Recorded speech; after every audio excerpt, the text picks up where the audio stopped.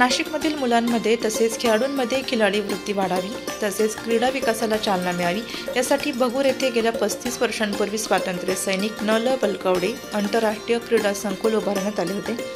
आता या क्रीडा संकुलात अंकी खेळाडू घडणार आहेत। याचे कारण म्हणजे या क्रीडा संकुलात मिळणाऱ्या सुविधा, योग्य प्रशिक्षण।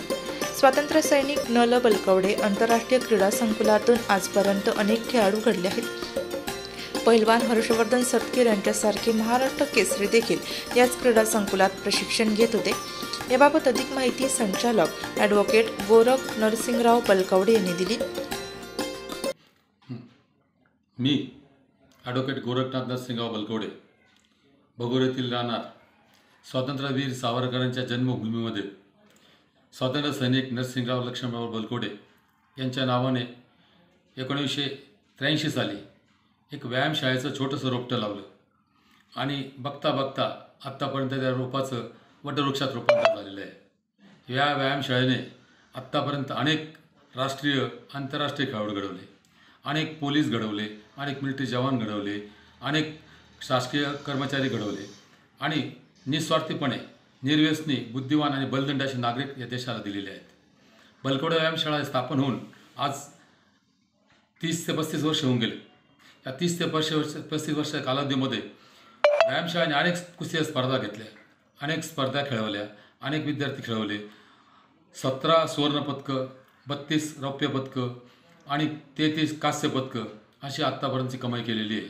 आणि सर्वात महत्त्वाचं म्हणजे ह्या व्यायामशाळेने नाशिक जिल्ह्याला प्रथमच हर्ष सतगीरच्या रूपाने पहिला महाराष्ट्र केसरी दिला। व्यायामशाळा ही 5.5 एकरमध्ये भव्य स्वरूपात उभी केलेली आहे। या व्यायामशाळेमध्ये सर्व प्रकारच्या सुविधा उपलब्ध केलेल्या आहे। व्यायामशाळा सुरू करताना ज्या गोष्टी मी कुस्ती खेळत असताना मला ज्या अवेलेबल झाल्या नाही त्या दुसऱ्यांना कशा अवेलेबल होतील ह्या मी अवेलेबल करून दिलेल्या आहे। शासनाची कुठल्याही अनुदानाची मदत न घेता स्वतःच्या कष्टाच्या पैशाने उभी केलेली ही व्यायामशाळा आहे। ह्या व्यायामशाळेमध्ये मुलांकरता अतिभव्य असा कुस्तीचा हॉल आहे, ज्यामध्ये 2 मॅट टाकलेले आहे, नाडा आहे, जिम्नॅशियम आहे, रेसिडेन्शियल हॉस्टेल आहे, किचन आहे, मोठं डायनिंग हॉल आहे, मुलींचं सेपरेट हॉस्टेल आहे, 400 विद्यार्थ्याला एवढं मोठं हॉस्टेल आहे, मोठं क्रीडांगण आहे, रनिंगचं स्विमिंग टँक आहे, ग्रीन जिम आहे, इंडोर क्रिकेटचं स्टेडियम आहे आणि आता थोड्याच कालावधीमध्ये स्वतःची शाळा ही सुरू होत आहे। अशा प्रकारे या अल्पावधीमध्ये ह्या भगूरसारख्या नगरीमध्ये ज्या ठिकाणी खऱ्या अर्थाने माणसं घडवले जातात, समाजामध्ये काम करणारे चांगल्या प्रकारचे माणसं कसे घडवले जातील, शक्तिशाली असा प्रकारचा हा एक केंद्र पूर्ण उत्तर महाराष्ट्रामध्ये असं एक एकमेव केंद्र आहे। आणि ह्या केंद्राला उभं करताना अनेक लोकांचा याच्यामध्ये सहभाग आहे, ज्यांनी मला निस्वार्थपणे सहकार्य केलं। त्यामध्ये वार्ताहर तर आहेच, परंतु इथले स्थानिक गावातले नागरिक, काही आमच्या व्यायामशाळेचे विद्यार्थी ज्यांनी श्रमदान करून ही मोठी व्यायामशाळा वाढवली। आणि माझी सगळ्यात जास्त मोठं सहकार्य माझ्या घरच्यांचं, त्यात माझ्या पत्नीचं, आई वडिलांचं, भावाचं, पुतण्याचं, या सर्वांचं याच्यात सगळ्यात मोठं योगदान आहे। आणि हे उभं करताना जेवढी आजपर्यंत माझ्या व्यवसायातनं आणि याच्यात मी कमाई केली असेल ती संपूर्णपणे या समाज कार्यकर्ता लावलेली आहे। हे कार्य करत असताना शासनाने याची दखल घेऊन या व्यायामशाळेला डॉक्टर बाबासाहेब आंबेडकर दलित मित्र संस्था पुरस्कार प्रदान केला। त्याचप्रमाणे व्यसनमुक्तीचा पुरस्कार केला। आणि हे सगळं बघून शासनाने मला स्वतःला शिवछत्रपती पुरस्कार प्रदान केलेला आहे। आणि त्याचप्रकारे लोककल्याण पुरस्कार, लोकमान्य टिळक पुरस्कार, मॅग्नमचा पुरस्कार अशा अनेक पुरस्काराने मला सन्मानित केलेलं आहे। समाजामध्ये हे काम करत असताना निस्वार्थीपणे काम केलेलं आहे, पण समाजाने याची दखल घेतली आणि शासनाने सुद्धा याची दखल घेतलेली आहे। परंतु या ठिकाणी चांगल्या प्रकारचे खेळाडू घडावे म्हणून मी आज आपल्या सर्वांना विनंती करतो की आपल्या परिसरामध्ये जे कोणी विद्यार्थी असेल त्या व्यायामशाळेत पाठवले तर निस्वार्थीपणे चांगल्या प्रकारचा माणूस कसा घडला जातो हे काम या ठिकाणी केले जात आहे। माणसावर संस्कार केले जात आहेत, निर्व्यसनी घडवलं जात आहे, त्याने व्यायाम कसा करावा, आहार कसा घ्यावा, या सगळ्या गोष्टी त्याला शिकवल्या जातात। आणि प्रामुख्याने आपल्यापेक्षा मोठ्यांचा आदर कसा करावा, आणि ज्या आईबापांनी आपल्याला मोठं केलेले त्यांचा आदर कसा करावा, त्यांचं सात्वन कसं करावं हे सगळं शिकवलं जातं।